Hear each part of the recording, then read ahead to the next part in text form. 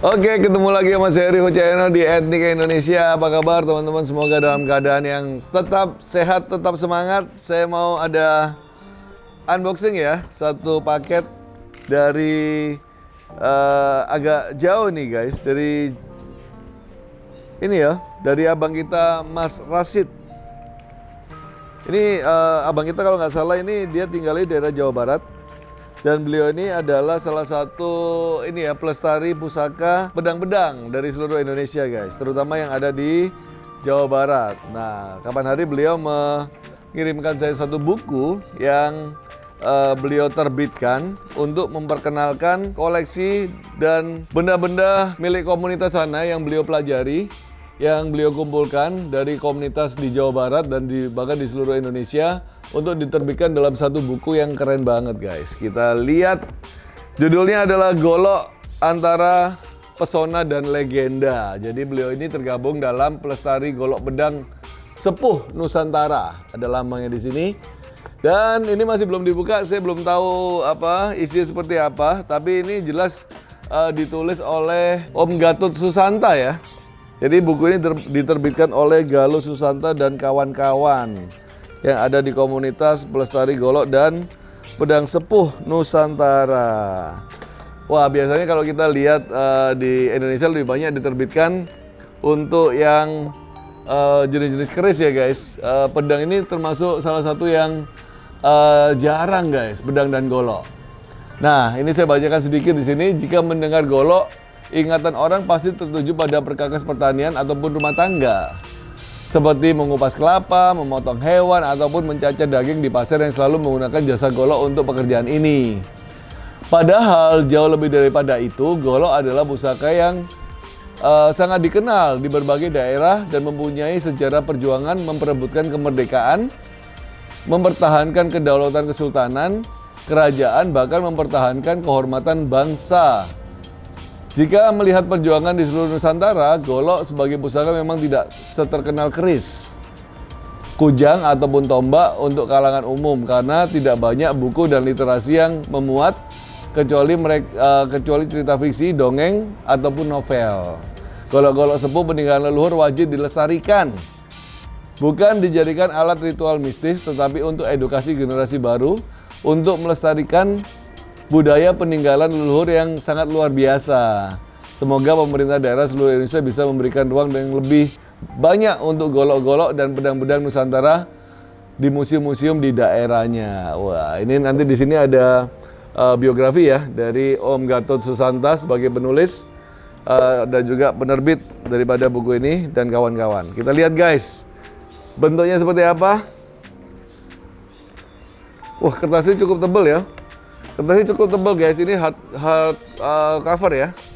Cetakannya juga cukup bagus. Kalau dijual saya nggak tahu ini apakah sudah ada di Tokopedia ataupun di Gramedia. Tapi ini diterbitkan oleh GPSN dan Mitra Ilmu. Mudah-mudahan bisa dibeli di Tokopedia ya. Dan kertasnya cukup sederhana. Bukan pakai air paper tapi cukup jelas dilihatnya. Ini pakai kertas HVS biasa. Tapi cukup bagus print-printannya. Golok Antara Pesona dan Legenda. Jadi udah mempunyai pesona dan juga mempunyai legenda. Ini ada berbagai gambar golok-golok dari kebanyakan sih dari daerah Jawa Barat ini kayaknya. Jawa Barat dan Jawa Tengah ya. Kita lihat lagi. Oh, ada Bang Opi juga yang memberikan sedikit 1-2 kata di sini. Bang Opi Tomboati. Ada juga siapa ini yang memberikan sedikit banyak kata-kata. Ada Sang Radia Pangawulan Sumedang, Larang Kadimala. Oh, jadi ini salah satu tokoh Sumedang ya. Ada lagi Profesor Dr. Mulyanto Nugroho, Rektor Universitas 17 Agustus juga menuliskan apresiasinya untuk buku ini. Keren banget ini guys. Ada Guru Besar IPB juga Profesor Dr. Asep Saifuddin juga menuliskan apresiasinya dan penghargaannya juga untuk produk ini, dan ada banyak tokoh-tokoh lainnya guys.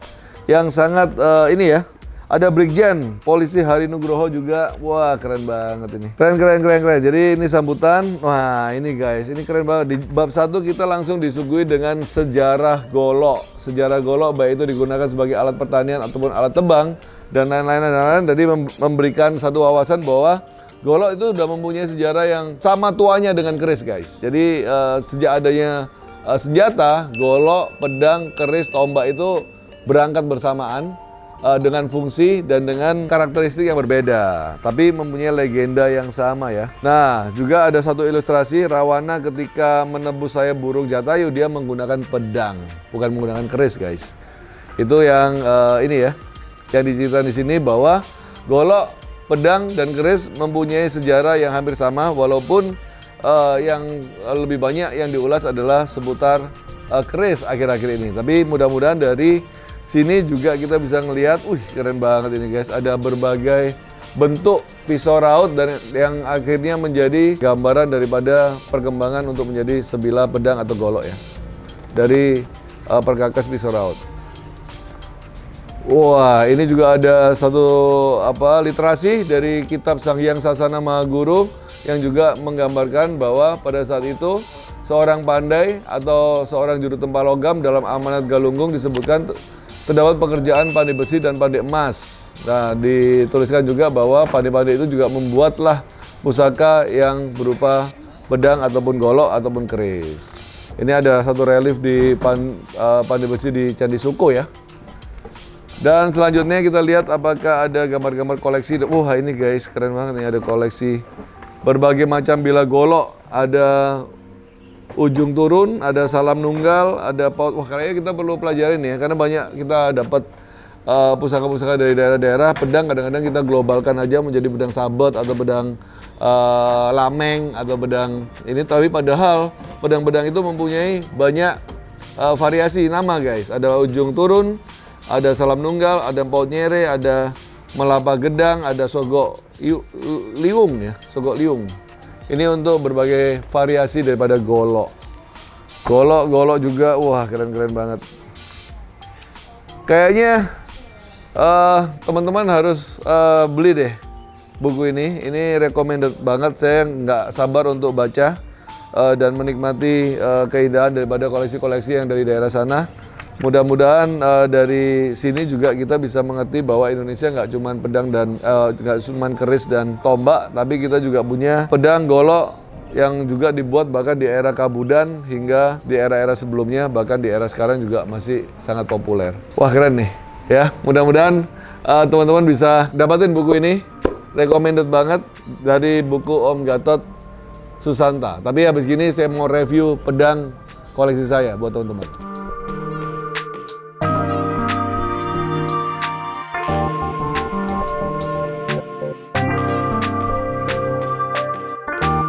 Oke, nah ini tiba-tiba langsung ada pedang di depan saya, kita review, karena review buku aja tanpa kita nge-review pedang kurang afdol kayaknya. Kayak saya punya beberapa pedang dari berbagai daerah nih guys, dengan daerah berbeda-beda, dengan istilahnya ciri khas yang berbeda-beda juga. Yang dibawa turun di sini adalah pedang satu dari pedang dari Sumatera, dari Batak. Kedua ini pedang Jawa Barat atau golok juga bisa dibilang. Yang ketiga ini adalah pedang suri dari, kalau sekarang itu dari Papua, dari Timor ya, Timor Leste. Jadi dari Batak dulu. Jadi mirip, ada ornamen seperti ornamen manusia, dengan atasnya ini ada seperti buaya ya. Ini ciri khas Batak Toba ya. Pedangnya seperti ini nih guys. Nah, inilah pedang dari Batak Sumatera. Seperti ini ya, seperti ornamennya tongkat yang biasanya dipakai itu untuk memerintah. Nah, ini adalah pedang dari Jawa Barat. Kalau biasanya orang di sana bilang sirajala atau kepala daripada burung jalak di sini. Pedangnya ini keren nih guys. Loh, ini yang dinamakan dengan bila Cikeruh. Jadi golok Cikeruh nih guys, ada tulisannya sedikit di sini. Ini ada tulisannya Cikeruh, betul nggak? Cikeruh kan? Dan ini ada seperti ini ya, relief. Ini sekitar mungkin tahun 1800-an atau 1900-an mungkin ya. Masih tajam dan masih kuat banget. Nah, ini yang agak ke timur, pedang suri, atau orang banyak yang bilang ini adalah pedang timur-timur. Banyak orang-orang daerah sana yang sangat mempercayai ini adalah pusaka yang mempunyai kekuatan mistik yang tinggi, guys. Karena ini juga dipakai sebagai peperangan ya, banyak dibawa ke Indonesia ketika terjadi peperangan yang terjadi antara Indonesia dengan Timur Timur beberapa puluh tahun yang lalu, yang mengakibatkan terpisahnya daerah Timur Timur dari wilayah Indonesia. Dan dari sana itu banyak tentara-tentara yang pulang membawa pedang suri ini, guys, sebagai mungkin cenderamata atau kenang-kenangan yang diambil dari Timur Timur.